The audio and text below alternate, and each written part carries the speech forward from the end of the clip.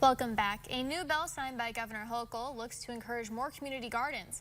Those gardens would be on properties owned by land banks. The bill also proposes to add community gardens to the ranking of priorities for the use of real property conveyed by land banks. 12 News spoke with the executive director of the Broome County Land Bank to discuss the importance of having community gardens. When we hear from neighbors that once saw this really blighted structure, now it's gone and there's actually a really great use to the property, they're thrilled to hear that that's what we have intended to do.